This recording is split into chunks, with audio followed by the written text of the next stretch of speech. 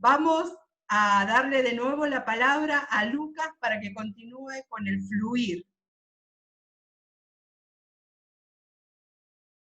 Bien, muy bien, gracias Gabriela, muy oportuno.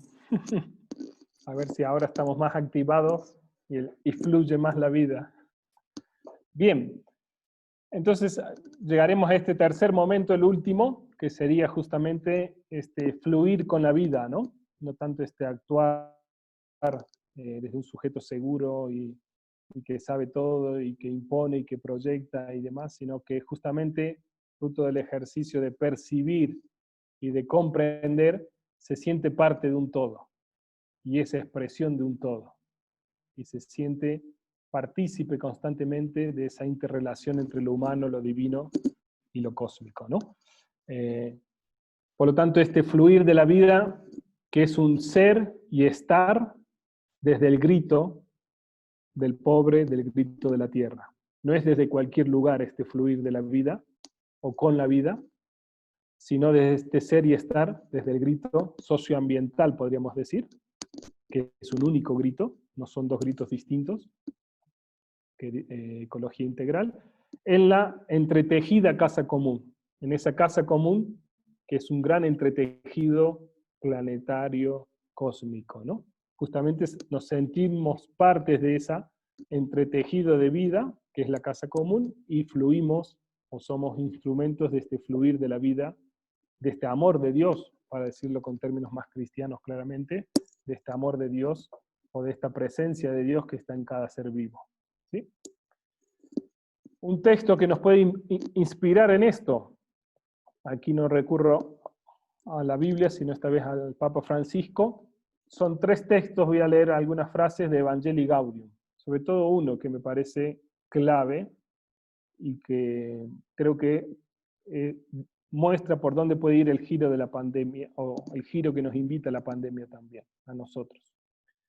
Evangelii Gaudium 71, dice el Papa Francisco, Él, Dios, está hablando de Dios, de Jesús, vive entre los ciudadanos promoviendo la solidaridad, la fraternidad, el deseo de bien, de verdad, de justicia. Esa presencia de Dios no debe ser fabricada, sino descubierta, develada. Dios no se oculta a aquellos que lo buscan con un corazón sincero, aunque lo hagan a tientas, de manera imprecisa y difusa. ¿Dónde me quisiera detener? Esa presencia de Dios, esa presencia de Cristo resucitado, no debe ser fabricada, o sea, hecha, construida por nosotros. Es más, estas son palabras mías, no del Papa Francisco, yo diría, no tiene que ser llevada. Esa presencia de Dios ya está ahí, por eso tiene que ser descubierta, develada. Ya está actuando Dios. El problema nuestro es que no lo vemos muchas veces. No solo no lo vemos, sino que nos creemos poseedores de Dios y creemos que está solo con nosotros, más grave todavía. Cuando el Papa está diciendo, entre los ciudadanos, en las ciudades dice, promueven solidaridad, fraternidad, sanación, lo que han hecho los médicos, lo que han hecho tantas personas, lo que han hecho los enfermos, lo que ha hecho la gente ayudando al vecino y a otros. Bueno, ahí está Dios actuando. Claro, no estoy diciendo nada nuevo, pero descubrir esa presencia no debe ser fabricada, dice el Papa, sino descubierta, develada. Más adelante, Evangelii Gaudium 276, el Papa dice, su resurrección, la resurrección de Jesús, no es algo del pasado, es una fuerza de vida que ha penetrado el mundo. Una fuerza de vida que ha entrado en todo el mundo, que está actuando en todo el mundo. Justamente por eso puede decir lo que dijo antes. Continúa el Papa, donde parece que todo ha muerto, por todas partes vuelven a aparecer los brotes de resurrección. Es una fuerza imparable. Segunda idea, la presencia de Cristo resucitado no debe ser fabricada, sino descubierta. Tenemos que descubrir esos brotes de resurrección. Esos gérmenes de mundo nuevo, dice el Papa más adelante. ¿Sí? La esperanza pasa por ahí. ¿Qué significa esto? Sacaré algunas breves consecuencias, más como misionólogo si se quiere o no, pero bueno, ya, breves, ya he dicho una. Dicho desde estas frases del Papa, que se podrían explicar mucho más, hay un cambio en la dirección en el descubrir a Dios. El primero, tenemos que pasar de llevar a Dios a escudriñar o descubrir a Dios.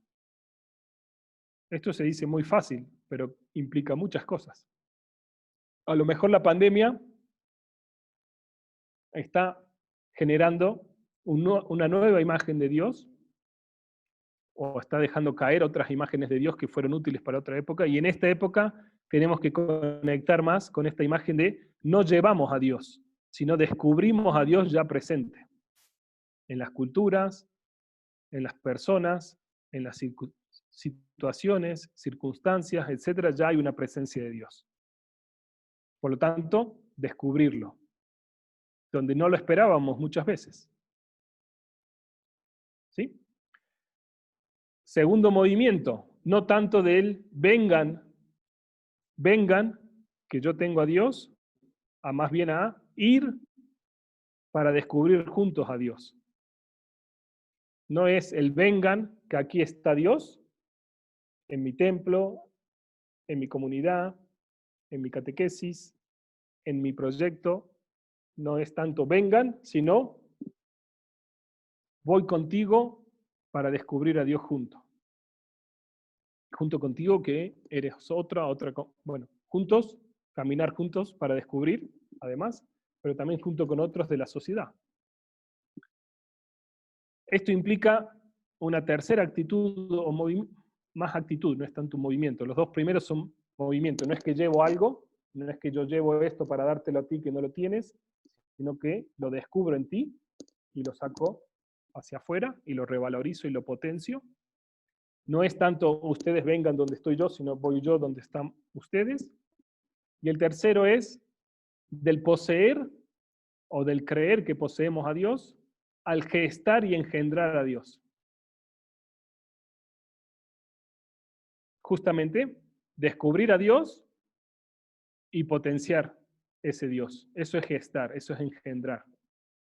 ¿Sí? Bueno, más bien gestar esa presencia. Acompañar ese embarazo de Dios en el otro, podríamos decirlo así, o esa presencia de Dios en el otro que crezca y que llegue a dar sus frutos. ¿Esto qué implica? Cuarto elemento. O sea, aquí son títulos muy rápidos y con esto voy terminando. De los lugares físicos y litúrgicos muchas veces, donde está Dios, a las relaciones interpersonales. O sea, es en la relación interpersonal donde Dios brota, donde Dios se engendra. Es el buen samaritano, no estoy diciendo nada de nuevo, ¿sí? Pero, bueno, o sea, otras dos personas siguen en el cronos, siguen en su visión, siguen con los sentidos activados para proyectar, controlar, dominar, etcétera, y no activan los sentidos en manera de acogida, como si lo hace el samaritano, y en ese encuentro se genera una presencia de Dios. A este punto me gusta complementar el buen samaritano con otra perícopa muy bonita, o con otro texto bíblico muy bonito, que es el de Jesús y la sirofenicia. Marcos capítulo 7, versículos 24 al 30. Jesús está en la frontera, en tierra de Tiro y Sidón, salió del ámbito judío, está en tierra pagana, diríamos. Tuvo una discusión con los fariseos, quedó cansado, se fue a descansar a esa casa, está en una casa fuera del territorio judío, entra esta mujer, Jesús está descansando, entra una mujer sin pedir permiso y le pide un milagro para su hija, que no está ahí, sino un milagro a distancia. La mujer, además de ser mujer, romper la intimidad de Jesús y el descanso de Jesús, no era un lunes, no dice que era lunes de descanso de la parroquia, pero bueno, dice que interrumpe. Sirofenicia, de cultura no judía, griega, de religión pagana, y según los textos dicen que era de clase alta por un término que aparece de la hija en la cama. 4 niveles de diferencia, de alteridad o de otredad, podríamos decir. ¿Sí? Y ustedes saben muy bien la respuesta de Jesús, ¿no? El pan no es para los perros, le dice perra a la mujer, sigue siendo un insulto hasta el día de hoy. Los teólogos generalmente, varones, tratan de salvar la situación de Jesús cuando es insalvable, porque es un etnocéntrico judío, patriarcal diríamos también machista, con esa respuesta. Y es la inteligencia de la mujer, no la insistencia. Yo siempre digo, no es la insistencia de la mujer, eso es en Mateo. En Marcos es la inteligencia de la mujer que le responde a Jesús con el mismo ejemplo. O sea, con la misma lógica. Es la mujer que entra en un diálogo con Jesús y le dice, los perros comen las migajas. Va bien, no me trates como hija, pero al menos las migajas las puedo comer como si soy un pagano. Y Jesús no tiene más que aceptar la inteligencia de la mujer y hace el milagro. Así como con María, más o menos, hagan lo que Él les diga, ¿no?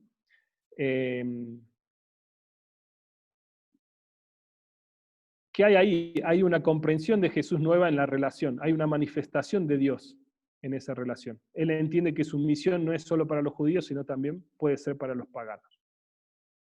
Dicho en términos más actuales, citando al Papa, otra frase excepcional del Papa que me encanta, Evangelii Gaudium 272, cada vez que nos encontramos con un ser humano en el amor, quedamos capacitados para comprender algo nuevo de Dios.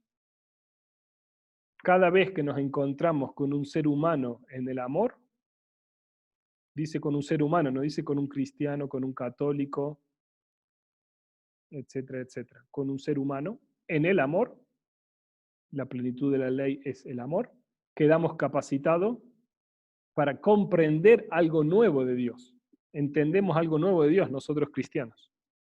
Es lo que le sucedió a Jesús con la sirofenicia, que se encontró en el amor gracias a la actitud de la sirofenicia, no a la actitud de Jesús en este caso, y descubre algo nuevo de Dios y por eso hace el milagro y esa sanación integral, podríamos decir, de la hija. ¿Qué significa? No es que yo haga una experiencia de Dios y la llevo al otro. Esa ha sido la lógica muchas veces de la misión y sigue siendo de la evangelización y de la pastoral. Sino hacemos una experiencia de Dios juntos. Y descubrimos a Dios juntos. Y se potencia la presencia de Dios en ti y la presencia de Dios en mí. Tal vez la pandemia nos está ayudando a que descubramos el valor de las interrelaciones. Humanas, cósmicas y divinas. Y justamente no están separadas, sino en esa interrelacionalidad y en ese fluir de la vida experimentar esa presencia de Dios, potenciarla y engendrar más presencia de Dios. ¿Sí? Por lo tanto, esta centralidad en la relacionalidad. Dicho con un texto bíblico, donde 2 o 3 están reunidos en mi nombre, yo estoy en medio de ellos. Mateo 18:20. Donde 2 o 3 están en el amor, para citar al Papa, en el amor, reunidos en mi nombre, en el amor de Jesús, ahí está Cristo resucitado. Ahí estoy yo en medio de ellos, dijo Jesús. ¿Sí? Ahí está Cristo resucitado.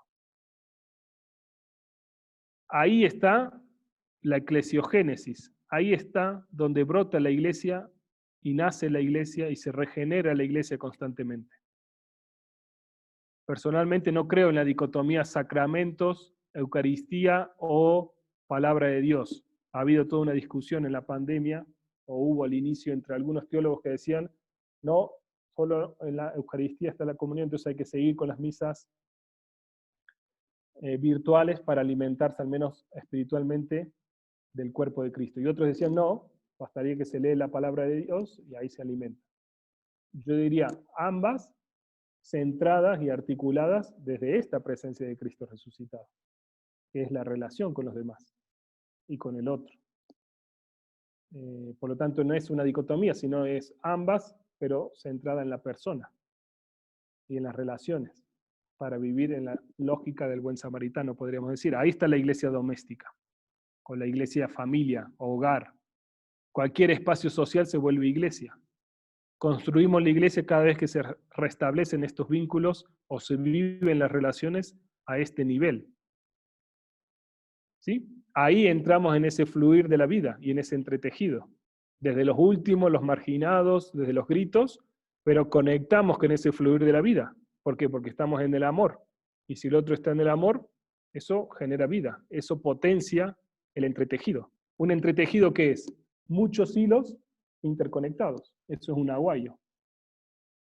Y un aguayo o un tejido es fuerte mientras más hilos interrelacionados y superpuestos están. Nuestras sociedades, nuestra iglesia, nuestra eclesía es justamente este entrelazado de hilos. Para eso me alimento del cuerpo de Cristo y para eso me alimento de la palabra de Dios. Ahí estoy generando, ahí está, yo creo, la génesis constante de nuestra iglesia o de nuestra misión y de nuestra evangelización, justamente tendría o a lo mejor podría ir por ahí. Y ahí se da este fluir con la vida. ¿Sí?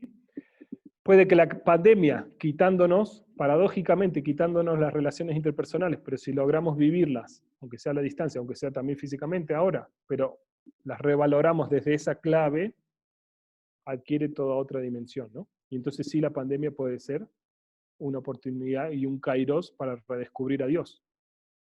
Para descubrir a Dios. No para llevar a Dios ahora de nuevo porque parecería que no está, sino para descubrir en todos esos gestos que ha habido la presencia de Dios y potenciarla. Bien, ya llevo 1 hora, así que aquí me quedo y pido perdón por haberme alargado tanto. Gracias por la escucha. Lucas. Muchas gracias, Lucas. Bien, ahora nos vamos a tomar solamente 5 minutos de recreo, porque como ustedes saben, este Zoom pertenece a la CLAR y después a las 19 ellos ya tienen también programado otro encuentro. Entonces, nos tomamos 5 minutitos de recreo, pero va a ser un recreo con una actividad. Cada uno de ustedes como comunidad o como si están en su celular o en las computadoras, van a traer para la oración de cierre una copita de vino, solamente una copa de vino. Y van pensando, mientras preparan ahora el matecito, estiran un poco las piernas, van pensando qué le quieren preguntar a Lucas, porque nos queda todavía 15 minutos. Bueno, bien, ahora nos vamos al recreo. Y volvemos a las 18:40. Más me ha llegado de esta charla es posicionarnos como iglesia en la otredad, como salir, digamos, de una concepción medieval que a veces tenemos como personalmente, comunitariamente, y como vida religiosa, como iglesia, concepción medieval en el sentido de que como iglesia éramos todo, digamos, ¿no? Controlábamos todo, teníamos alcance de todo, y volvernos a una mayor encarnación, es decir, ahondar como iglesia el misterio de la encarnación. Sentirnos antropológicamente iguales a los demás. Y eso nos posiciona no ante una sumisión, ni ante dejar nuestros criterios, nuestros valores como iglesia, nuestra historia como iglesia, sino que nos hace igual a los demás para poder compartir un destino común. Eso, que es el destino común que tenemos todos, eso eso es lo que me queda, digamos, ¿no? de esta charla. Como iglesia somos también parte de un todo, no los que sabemos más, lo que entendemos más, lo que vamos a llevar a Jesús, a nuestra manera, con nuestros métodos, sino que también nos posicionamos en lo que somos, ¿no? En nuestra tierra, en nuestra humildad, y abiertos a recibir y a enriquecernos de los hermanos. Eso me parece algo muy, muy importante y como que lleva una práctica mucho mayor. Gracias, Patricia.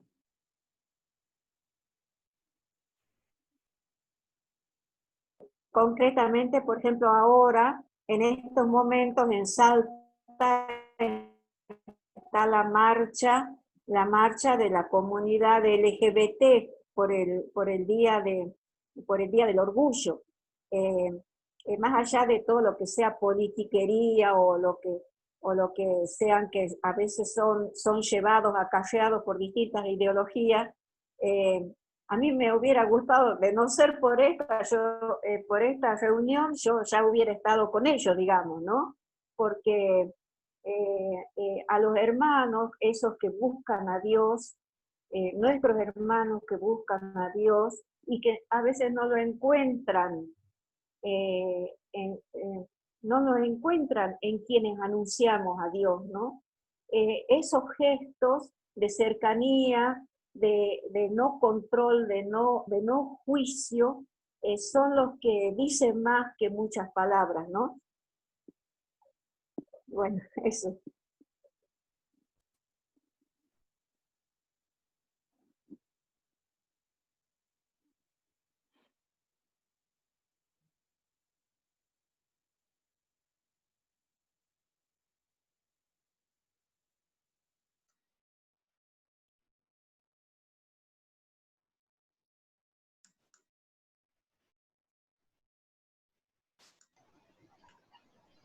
A mí me preocupa mucho los planes que tienen los políticos aquí en Argentina para introducir proyectos que son tremendamente dañosos para el medio ambiente. Por ejemplo, el proyecto de la crianza de millones de chanchos pedido por la China, que no puede seguir porque ellos tenían una enfermedad de los chanchos que venía desde el África y tenía que matar millones literalmente de sus chanchos, y el gobierno de aquí busca posibilidades de encontrar maneras de cambiar nuestra cuestión económica, que es muy grave, y aparentemente eso para ellos es una muy buena solución. Y ya en Chaco, que es el lugar quizás casi lo más pobre aquí del no argentino, ya van a empezar este proyecto. Hay un montón de deforestación que sabemos que trae muchos problemas y sigue deforestación. Y es muy difícil hacer la voz llegar para cambiar esto, particularmente porque toda la cuestión económica ha sido mucho más profundo por la cuestión de COVID. Bueno, es una preocupación.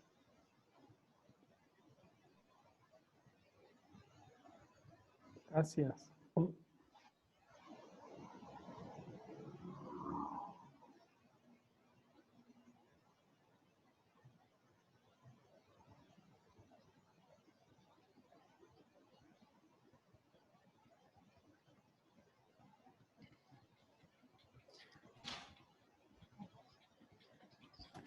Hola, buenas tardes. A mí la pregunta que me surgía un poco es, yo soy docente y bueno, acá en Argentina el tema de la educación, seguimos confinados, ¿no?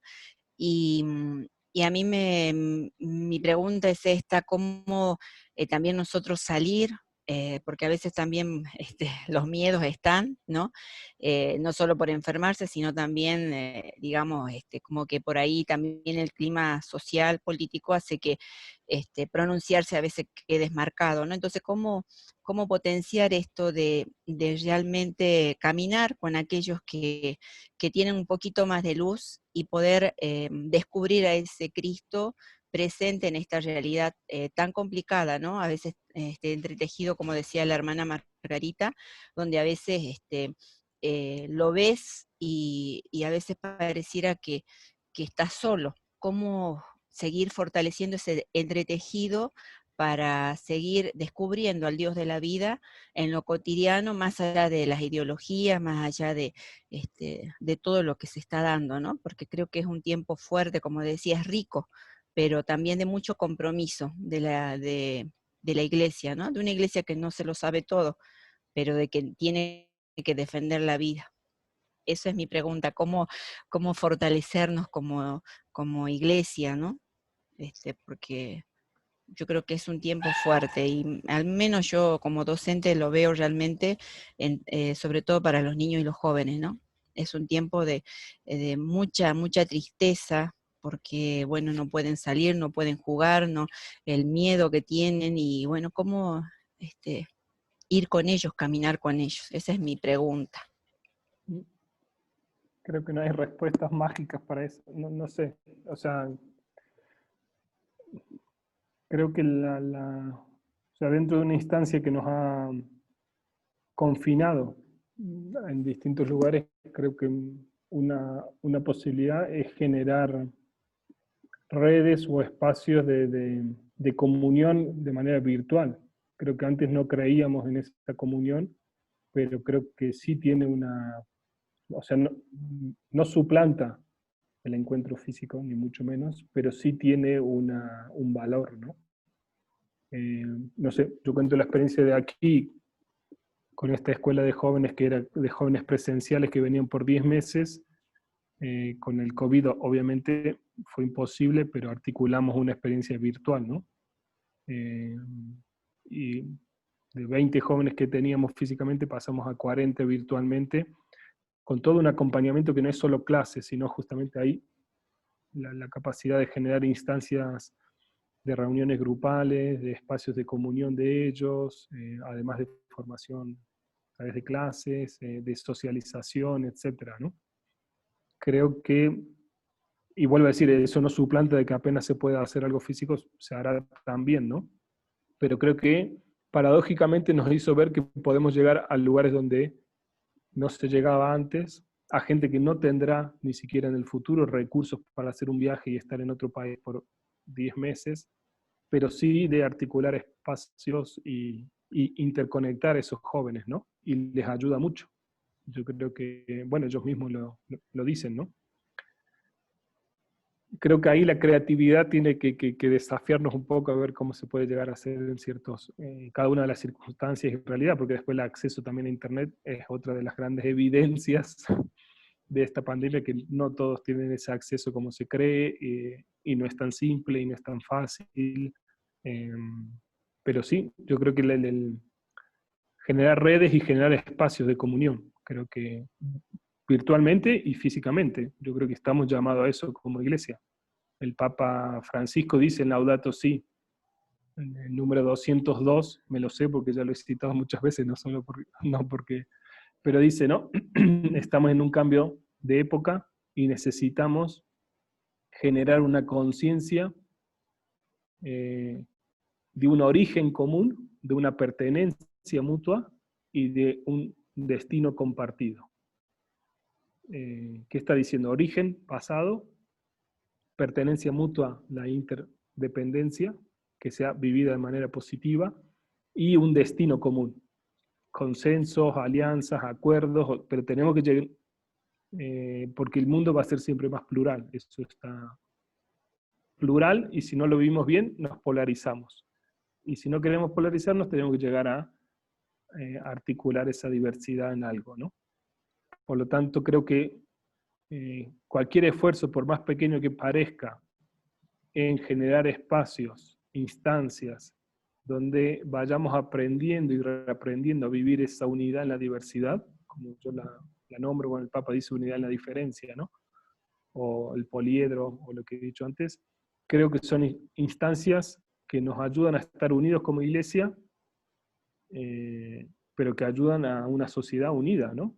Porque ¿de qué sirve que estemos unidos como iglesia si nos vamos a unir en oposición a?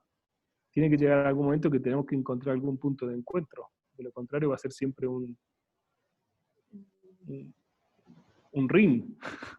O sea, un golpe, un golpe, un golpe, un golpe. No. O sea, seguimos alimentando la misma lógica del mundo. Aunque sean desde un espacio eclesial, ¿no? Y creo que el primer gran desafío, y creo que espacios como estos son los que nos enriquecen, es los carismas puestos al servicio de la comunión, ¿no? Vivir la comunión manteniendo la especificidad de cada uno. Creo que esa es la primera instancia en la iglesia y una gran riqueza, y en la medida que logramos vivir eso, podemos trabajar después también con otras personas que no tienen una pertenencia religiosa, o incluso pueden estar en contra de la iglesia, o en ciertos valores no los comparten para nada, pero en otros sí podemos encontrarnos, ¿no? A mí siempre me ha impresionado que el Papa Francisco, Laudato Si, es una encíclica dirigida a todas las personas del planeta.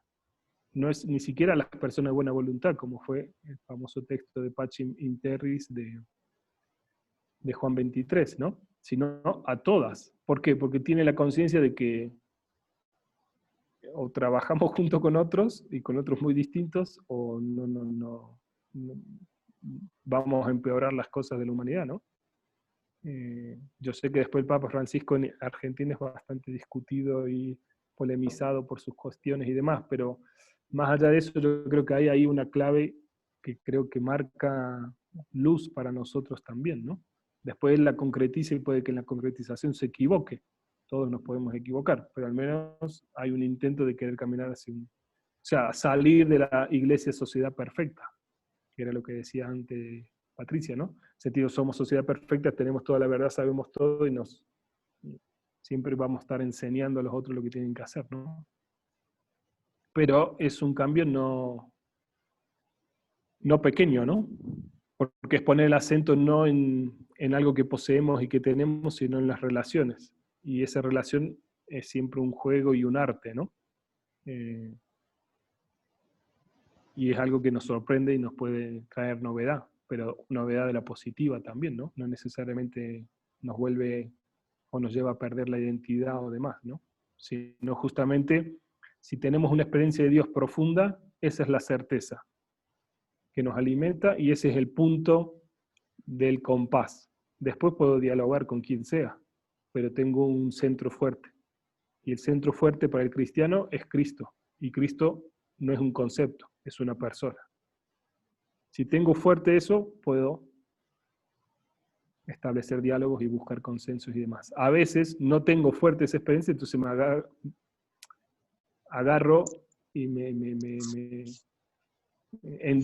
hago de Dios doctrinas o prácticas o formas o estilos, ¿no?